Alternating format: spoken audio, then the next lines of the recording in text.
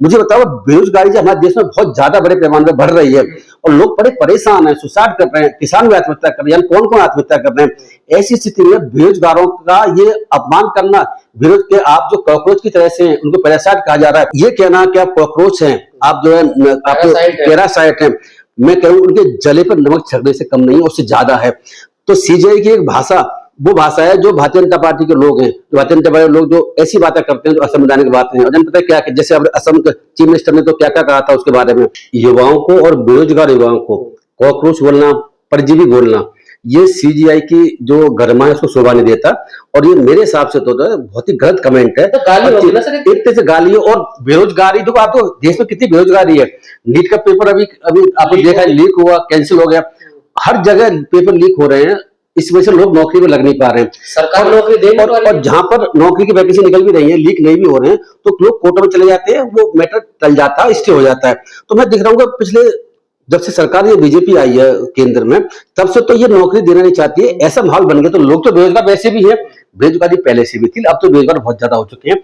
जब सरकार बेरोजगारी को कम नहीं कर सकती, रोजगार नहीं दे सकती, तो और अपनी मर्जी से कोई अगर सोशल मीडिया में किसी और में जाना चाहते हैं, तो चीफ जस्टिस इंडिया को इसमें क्या प्रॉब्लम है।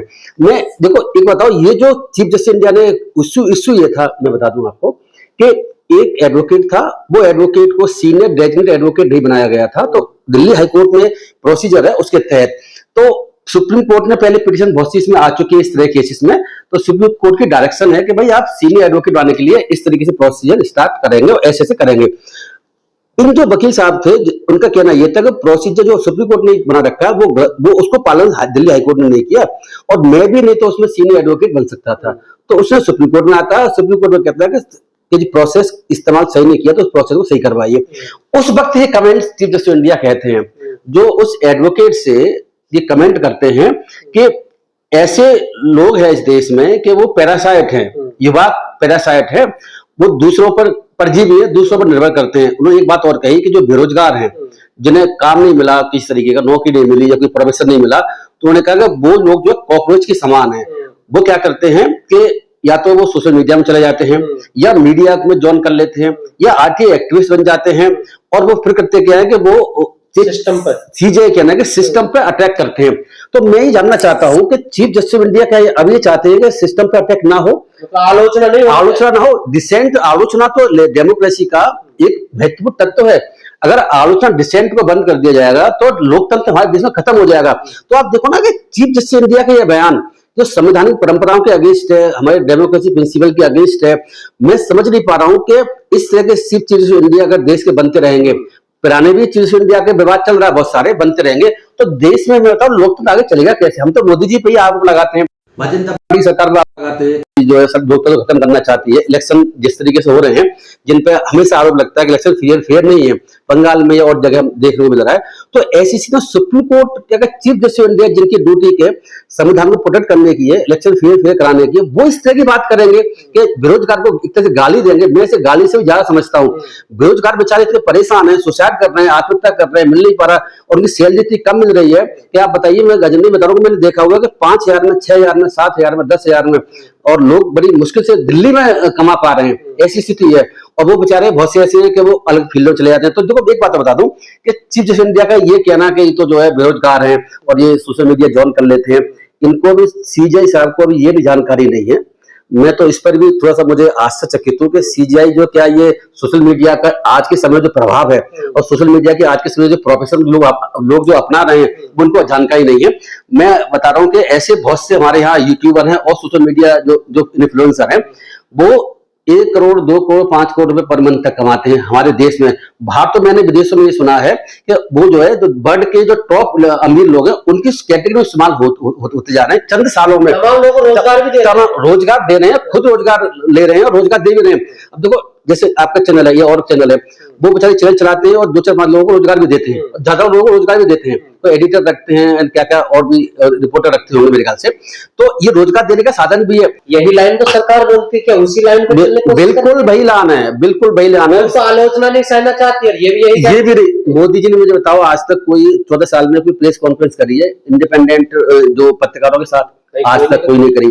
तो वो आलोचना सुनना नहीं चाहते हो। देखो आलोचना को दबाने के लिए देश सोशल मीडिया पे कंट्रोल, मीडिया पे कंट्रोल, आवाज, फ्री स्पीच पे कंट्रोल, लोगों को जेल में डाला गया है, लोगों के केस चल रहे हैं।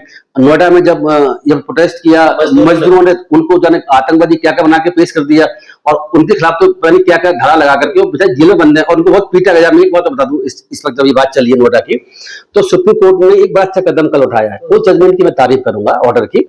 वो केस अब लगा हुआ मंडे को 2 बजे के लिए।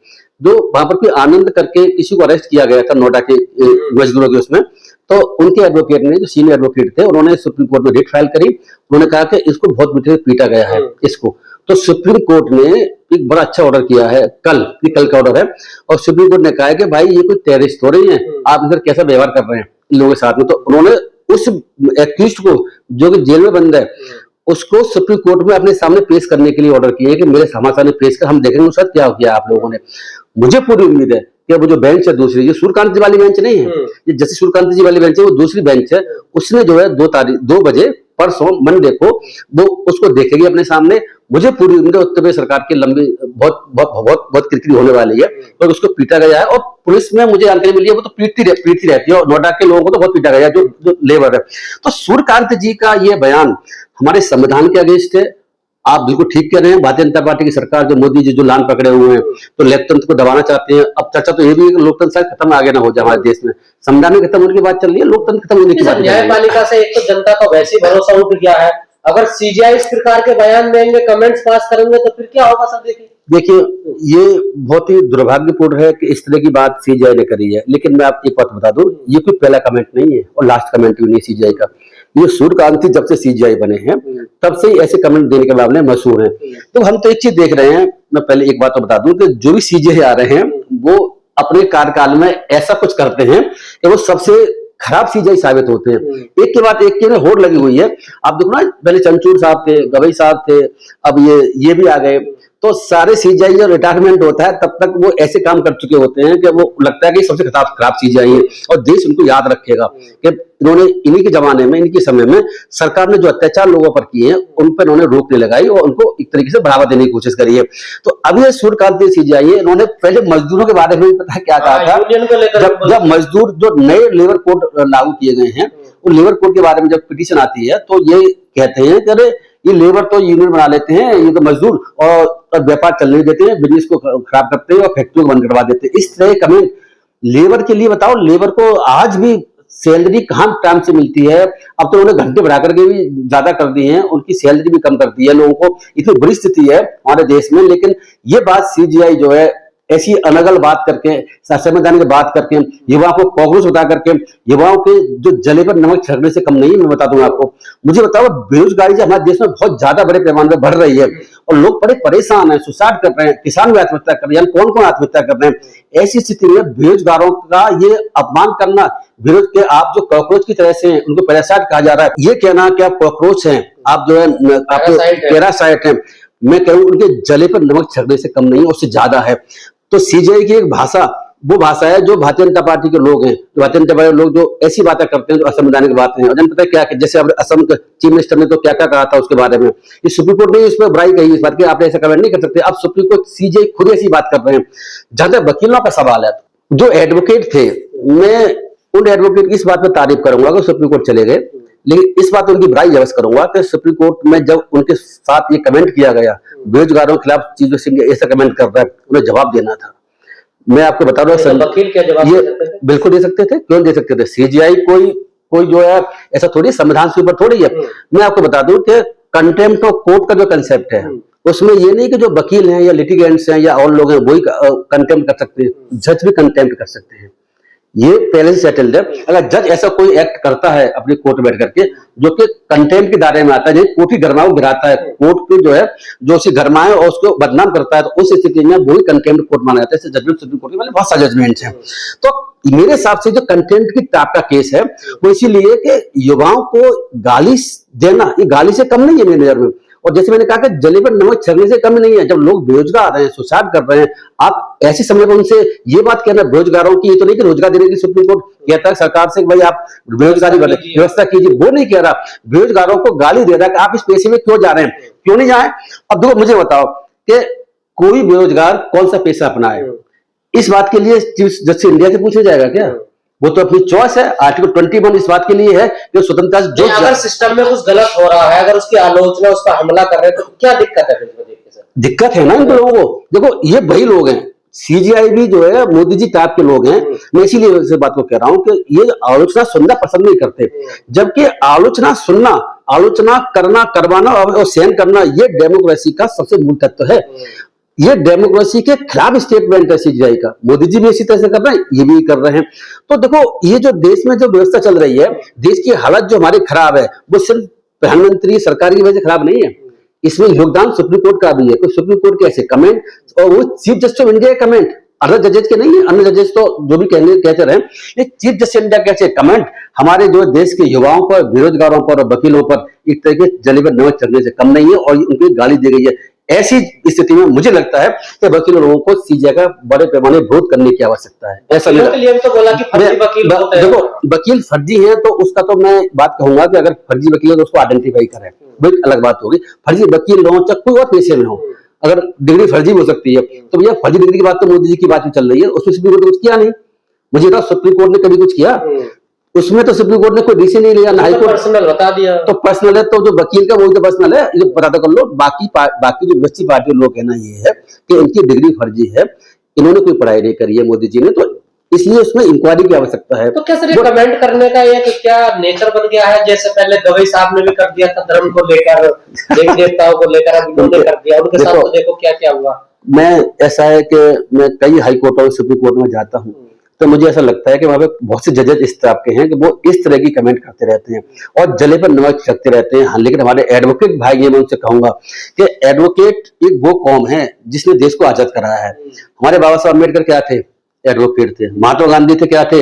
वो एडवोकेट थे। जवाहरलाल नेहरू क्या थे? वो एडवोकेट थे। पटेल क्या थे? सब एडवोकेट बैरिस्टर थे। तो इन लोगों ने देश को आजाद कराया है। लेकिन आज के समय जो हमारे एडवोकेट भाई और बहन है, उन्होंने जो है अपनी उस गरिमा को खो दिया है। चीफ जस्टिस इंडिया हो चाहे और कोई जजेस हो, ऐसा कोई कमेंट करते हैं तो डट के मुकाबला करने की आवश्यकता है। कोई एडवोकेट सीनियर ऐसा सीनियर डेलीगेशन पाने लायक है तो क्या वो अप्लाई नहीं कर सकता? बिल्कुल कर सकता है, और करना भी चाहिए। और प्रोसेस प्रावधान है तुम्हारे पास, देखो प्रावधान है। उस वकील का कहना किया था, जो पिटीशन बन के कोर्ट में गया था, कहना यह था कि सुप्रीम कोर्ट ने जो नियम बनाए हैं, जो डायरेक्शन पास करी है, गाइडलाइंस पास करी, उसको हाईकोर्ट दिल्ली फॉलो नहीं कर रहा। फॉलो कराने के लिए गया तो उस पर दुनिया भर के कमेंट उन्होंने ये कर दिए। और देखो मैं एक बात बता दूं कि ये जो कमेंट सीजीआई तो किए आपको अभी ये केस मैं बताता हूं कि राजस्थान हाई कोर्ट है, उस हाई कोर्ट ने वकील के साथ क्या किया था पता है आपको? उस हाई कोर्ट ने वकील को एक केस में पेश होता है, तो उसमें वो किसी ऑर्डर की बात करते हैं, जज साहब जो भी थे वहां, तो वकील साहब कहते हैं मेरे पास ऑर्डर नहीं है। तो उस स्थिति में जज साहब इतने नाराज हो जाते हैं कि उस वकील को 24 घंटे के लिए जेल भेजने का ऑर्डर कर देते हैं। वकील को ओपन कोर्ट में, सबके सब, वो वीडियो वायरल है, आप नेट पर देख सकते हैं, वो वीडियो वायरल है, रिकॉर्ड किसने कर लिया। और जज उसको डांटते हैं, वो बेचारा हाथ जोड़ के वकील खड़ा हुआ है कि सर मुझे माफ कर दीजिए, मैं ऐसा कुछ नहीं किया। लेकिन नहीं, वो इतने एडामेंट थे, इतना आक्रामक थे, मतलब कि वो असंवैधानिक ने काम किया। जज को कोई पावर संविधान के, हाई कोर्ट की भी हो, सुप्रीम कोर्ट की पावर नहीं देती कि वकील जब कोई कंटेम्प्ट नहीं करता, कुछ बात नहीं है, उसके बावजूद आप वकील को रॉब में पकड़ के जेल भिजवाता, उसने ऑर्डर कर दिया। फिर क्या हुआ कि जब ये सर्कुलेट हुआ, शाम तक वकीलों ने हंगामा किया वहां पर, उन्होंने ऑर्डर अपना विड्रॉ किया, रिव्यू किया अपना ऑर्डर। इसके बाद क्या हुआ, हमारे देश की बार काउंसिल ऑफ इंडिया और हमारे केस की सुप्रीम कोर्ट बार एसोसिएशन ने चीफ जस्टिस ऑफ इंडिया को लेटर लिखा कि जज का आचरण, बड़ा विवाद हो गया था, बड़े बहुत बड़ा विवाद था, जज का आचरण गलत था और इनके खिलाफ एक्शन लीजिए और इनको वहां से हटाइए। तो चीफ जस्टिस इंडिया ने उस लेटर पर सुमोटो कॉग्निजेंस लिया। इन्हीं सूर्यकांत जी ने, आज से 5-6 दिन पहले की बात है, और उन्होंने उस ऑर्डर में जो बात थी जज साहब को डांट लगाई है और कहा ऐसा आप ना करें। तो देखो मैं आपको बता दूं कि ये जो वकीलों के खिलाफ और लिटिगेंट के खिलाफ जो जजेस कमेंट करते हैं इस तरह के, आपने जस्टिस दवाई साहब की बात भी करी थी, उनका कमेंट जो भी था, लेकिन दूसरे व्यक्ति को किसी को लगा गलत है, उसने जूता भी चला दिया था। तो देखो ऐसी चीजों से सुप्रीम कोर्ट जजों को कम से कम अपनी गरिमा का ध्यान तो रखे, बच्चे तो सही, लेकिन मुझे लगता है कि ये बड़ी खराब स्थिति में। एक बात बता दूं, इसी में द्वारका या रोहिणी कोर्ट की किसी बात है, एक जज थे, डिस्ट्रिक्ट सेशन जज, वो डाइस पे मंच पर खड़े होकर के और एक पार्टी को डांट रहे थे। वो पार्टी ने बना लिया वीडियो, वो पता नहीं आप लोग नोटिस में है कि नहीं, साल भर के आसपास की बात है। तो वीडियो बन गया, वीडियो बनने के बाद में वो हाईकोर्ट को भेज दिया, तो उस जज साहब को टर्मिनेट कर, उसको सस्पेंड कर दिया, अब उनको टर्मिनेट कर दिया है। तो देखो ये तो हो गई नीचे जजों की बात कि नीचे जजों के खिलाफ तो हाईकोर्ट टर्मिनेट कर सकता है, लेकिन हाईकोर्ट जजों को सुप्रीम कोर्ट कौन टर्मिनेट करेगा? मुझे बता दो, जिसके वजह से पैसे रुपए पकड़े गए थे, दिल्ली का जज था, नाम क्या था उसका, वर्मा, तो उसको तो अभी तक कुछ नहीं किया। इलाहाबाद हाईकोर्ट का जज थे, उसने मुशर्रफ के खिलाफ बहुत कुछ कहा था, याद है, वो तो रिटायर भी हो लिया, तो कोई कुछ कर ही नहीं रहा है। मतलब तो चीफ जस्टिस ऑफ इंडिया, मैं एक बार बता दूं कि chief justice of India supreme court के जजेस को, हाई कोर्ट जजों को संविधान बाबा साहब ने पावर क्यों दी थी? इतनी पावर के संविधान में अगर संशोधन करते हैं, ये कानून बनाती है पार्लियामेंट, उसको रद्द कर सकते हैं। इतनी पावर क्यों दे रखी थी? और इनको स्वतंत्र को बनाया क्यों गया था? बनाया इसलिए गया था और पावर इसलिए दी गई थी, तो उन्हें बाबा साहब को बाकी संविधान के बनाने वाले ये उम्मीद थी कि इतने ऊंचे पद पर पहुंचने के बाद में जो वो जज होंगे वो ठीक तरह से काम करेंगे, कोई असंवैधानिक बात नहीं करेंगे, कोई ऐसी बात नहीं करेंगे। इसलिए उन्होंने जो है इनको बहुत पावर देने की कोशिश करी थी और कोई इस पर रेस्ट्रिक्शन नहीं लगाई है। लेकिन मुझे अब लगता है कि आज के जजेज बाबा साहब की उस जो उनके जो प्रिंसिपल थे, जो सिद्धांत थे और जो उनकी सोच थी, उस पर खड़े नहीं उतरे।